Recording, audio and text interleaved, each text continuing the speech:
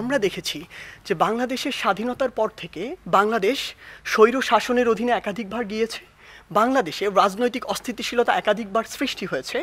আমরা দেখেছি বাংলাদেশে নির্বাচনের নামে প্রহসন আমরা সেই 1990-92 পর থেকেই দেখেছি, এরকম একাধিকবার হয়েছে। আমরা দেখেছি বাংলাদেশে সরকার মাত্র 3 মাসের জন্য এসেছে 90-এর দশকে। তাহলে মাননীয় বিজ্ঞ বিচারক মণ্ডলী একটু লক্ষ্য করুন, এটি একটি গুরুত্বপূর্ণ একটি জিনিস একটি দেশের স্থিতিশীলতার জন্য। আমার দেশে যখন বৈদেশিক বিনিয়োগের প্রয়োজন রয়েছে তখন বাইরের দেশগুলো দেখবে যে ওই দেশটি কতটুকু স্থিতিশীল।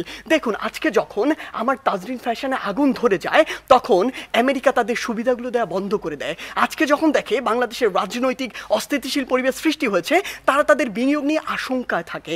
সেই জায়গাগুলোতে আমাদের রাজনৈতিক স্থিতিশীলতা নিয়ে আসতে হবে। দ্বিতীয়ত, বাংলাদেশ দুর্নীতির জায়গায় বিশ্বের কাছে আলাদাভাবে নিজেকে একটি প্রতিষ্ঠিত করেছে, কিন্তু এটা আমাদের জন্য খুবই হতাশাজনক। আমরা চাই দুর্নীতি বিরোধী অবস্থানে বাংলাদেশ নিজেকে প্রতিষ্ঠিত করবে। বাংলাদেশকে এই দুর্নীতির জায়গা থেকে বের হয়ে আসতে হবে। আমরা যখন সফলতম হতে যাব তখন আমাদের শিক্ষাক্ষেত্রে আরও বেশি বিনিয়োগ করতে হবে। পৃথিবীর কোনো উন্নত দেশ শিক্ষাক্ষেত্রে 4% জিডিপির কম ব্যয় করে না। আমাদের এটা 2% থেকে 4% নিয়ে যেতে হবে।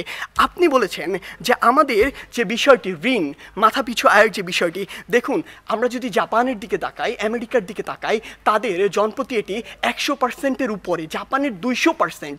তাহলে বিষয়টি এটির উপর অত একটি নির্ভর করে না, এটি নির্ভর করে জিডিপি টু ট্যাক্স রেশিওর উপরে, যেখানে ভারতের ট্যাক্স রেশিওটি হচ্ছে 14%, বাংলাদেশের হচ্ছে 7%। তারা চাইলে ওই 130 কোটি মানুষকে কাজে লাগিয়ে এটি খুব দ্রুততম সময়ে পূরণ করতে পারবে। এবং আরেকটি গুরুত্বপূর্ণ কথা হচ্ছে বৈশ্বিক পরাশক্তি এবং উন্নত রাষ্ট্রগুলো এই জনশক্তির জন্য তাদের উপর সেই আস্থাটি রাখবে। এই জায়গায় বাংলাদেশকে আরও কাজ করতে হবে।